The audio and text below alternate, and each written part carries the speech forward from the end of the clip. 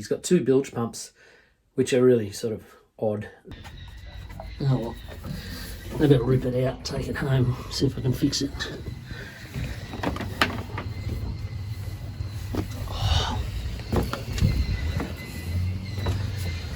So here we are, there's the bilge, and that's the bilge pump with no pipe off it. It's a good spot for it, but it's pretty ineffective like that. So just quickly, there's a through hull fitting here, skin fitting there, that would probably be ideal for the new bilge pump hose.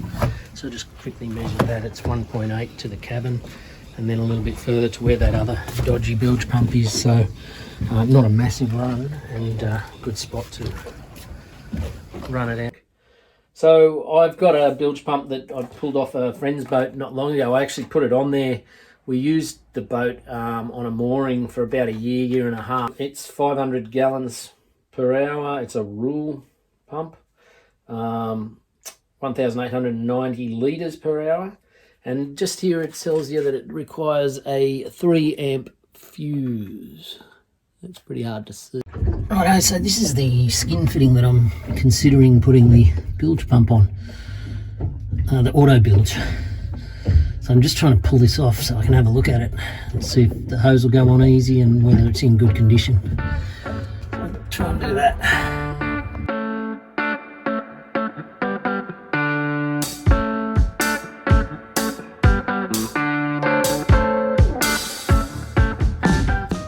Okay, so starting to get somewhere with the installation of the automatic bilge pump. If you look down there past that bulkhead, you can see it's a 1-inch brand new pipe that I've got, and that comes up here. Where are we? Up here. At this stage, I'll try and run that a bit neater once the install's complete. So that's 1 inch, but the bilge pump itself is like a 3/4 inch, I think. So what I have done, and I like to put a one-way valve in bilge lines anyway. I figure it takes, I don't know, but anecdotally I'm thinking less pressure to get it past this point, and then it's a wider aperture for it to run through, and any backflow ever will have to stop here. So not a bad thing to do.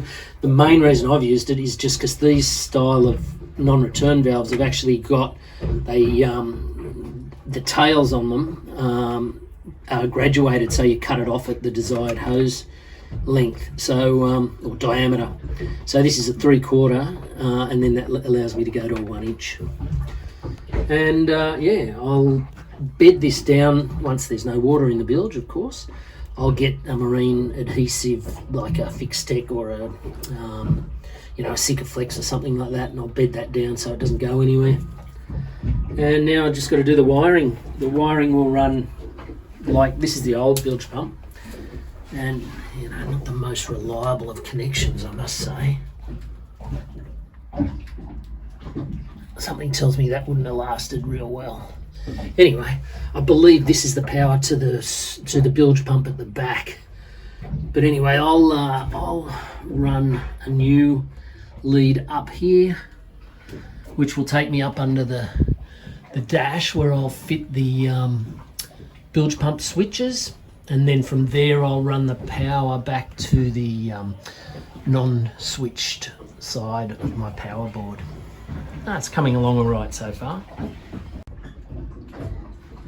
So I'm pretty happy with these heat shrink spade connectors, and what I'll do now is I'll hook it up to the bilge pump, and then I'll run some heat shrink over the top of all of that.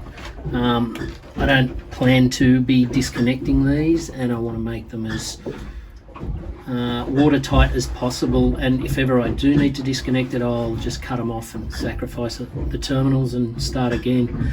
And then at the end I've got some clear heat shrink that'll go over and just sort of tie these 3 cables together. Just trying to make it basically as waterproof as I can, and heat shrink is comparatively cheap, so you know, throw it on, and as much of it on is my motto, because you don't want water getting in these wires and making its way along them. The better I do it now, the longer this whole setup will last. Righto, so I'm ready to step out of the bilge at this stage. We have got the bilge pump plumbed to the outside of the boat. Got it on its base plate, not yet secured, but it's in position. A nice little bit of slack in here, but I have got it cable tied. Essentially those joins have got 3 or 4 layers of heat shrink on them, and that runs the clear, although it's dirty, it runs from there to there now, and this will hopefully not move because it's cable tied down. It's the movement that tends to stuff the joints. So being cable tied like that, I can see it easily. I shouldn't get damaged or anything like that. It's high enough above the bilge pump not to get in the water, or if it does, it's some reason that the bilge pump's failed. So yeah, pretty happy with that.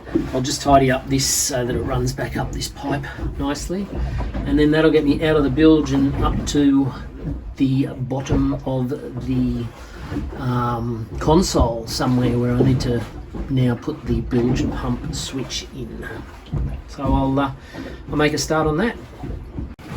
So I've measured this, and that's where I reckon I've got to cut this out with the Dremel, and then that'll accommodate the fuse and this block. It doesn't leave you much room here. If you look at that edge there, that's where you've got to get, that lip has to go down onto the fiberglass on both sides. So there's not a lot of room to play with, but I'll be pretty conservative and go inside that line and then sort of work my way out. Hopefully that'll work out.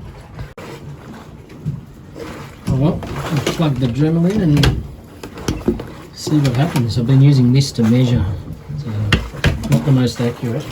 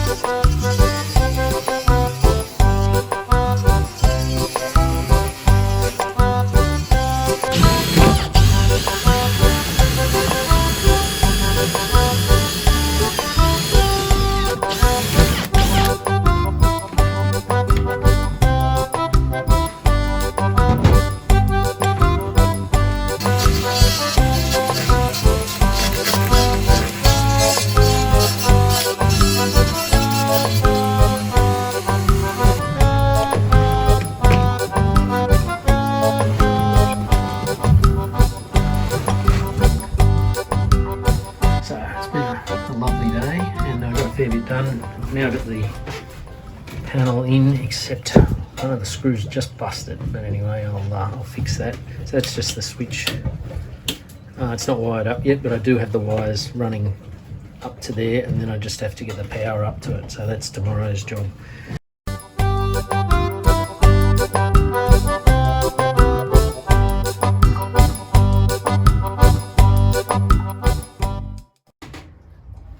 Okay, so bilge pump's ready to go. The wiring is done. And just for anyone that, I don't know, you seem to get a lot of people get confused with these rocker switches and auto bilge pumps. So I'll just quickly go over it. The bilge pump, the rule bilge pump, normally comes with a brown wire and a brown and white wire and a black wire. So we can get rid of the black wire because that's just the ground. So we know the ground has to go to ground. The brown and white wire goes to the manual function of this switch, and the brown wire goes to the auto. Now, rocker switches bring people unstuck sometimes. So the way you wire up a rocker switch is the opposite, because you're basically making the contact on the opposite side. So if you want to wire up to the auto, you're actually going into the bottom of the 3 pins. And if you want to wire up to the manual, up here, you're going to the top. Okay, so just think of it as the opposite of what it says on the panel, and almost always the power is the middle there, middle pin there.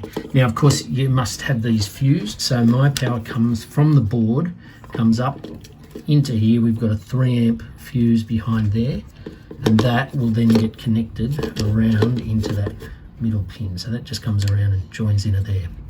The ground from the pump I've joined to the ground from my panel, and that goes on this pin here, which is just offset and sort of higher than all the other pins. So I hope that sort of explains how these systems work. So all I've got left to do now, my wiring is 6mm. It's pretty solid. I think it's rated to about 50 amps or something like that. So I think it's going to be fine, but I have got a 10 amp fuse in here. This is the unswitched side because it's my bilge pump and I want it to be basically ready to go at any time. So all I've got left to do now, I've made up some terminal ends, lugs, and the positive will go here where that 10 amp fuse is, just in there. And the ground will go across where I've got ground bilge labelled there. And then I can go downstairs and we can check it out and see if it actually works. Fingers crossed, eh? So theoretically, as soon as this goes on, we have got a working bilge pump. What I could do is pull that fuse right now. And then we'll worry about the wiring and we're done. But let's have a look up here and see what happens. Righto. Now, there is an LED here, so when it's in manual, it should come on. Yes, there we go, see that? And I can hear the pump. Auto, nothing, but that would come on when the pump comes on. So now it's on auto, we'll test that auto function. Oh, I heard a little humming down here when I put the pump on manual. And in fact, might be able to get a shot of that. I'll just put it on manual quickly for you. Hear that? Okay, now we're on auto. Oh my goodness, it's a mess. So these come with a function where you just got to put your fingers on a spot at the back here, there. And I don't know how long that says, but you normally just hold it for a few seconds. So we'll do that. Let's see. Righto, it's on there now. There we go. So that means my auto bilge pump now works. That is one massive achievement and I am stoked. So I've got an old GPS that came with the, so I may as well try and get it going. So I've got the old connection, that's it there, and it runs for a little way but not far enough to get down to my power distribution panel.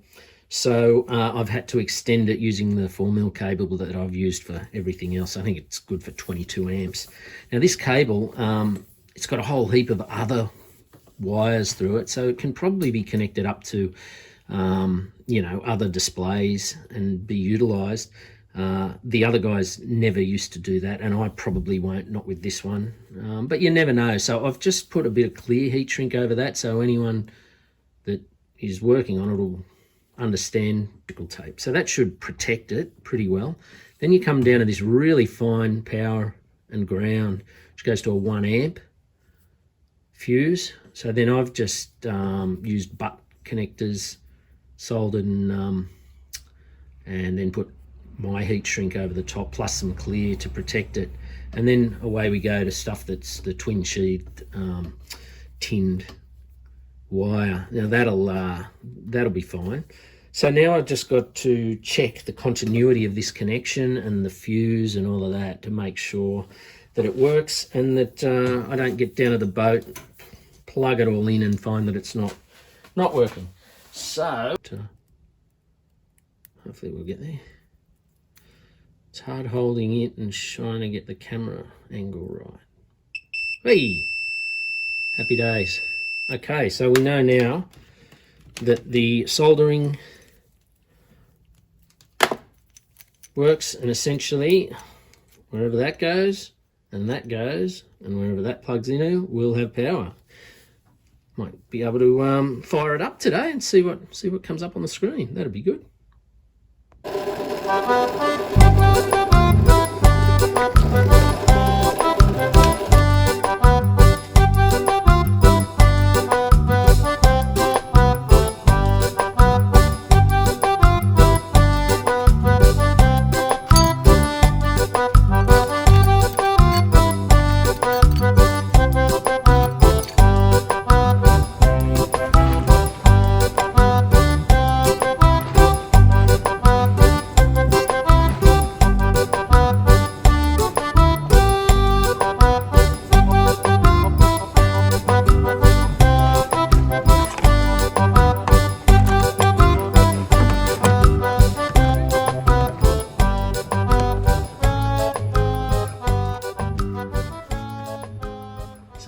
another day in paradise, and some really, really good news. If you look down at our panel here, which has still got plenty of volts and everything like that, but the important thing to look at today is that I've managed to wire up two different circuits, two different loads. One of the easier jobs I've done. Still got to tidy up all that cable work. But after fiddling around with a few electrical cables, I've been able to fire up this. An old GPS.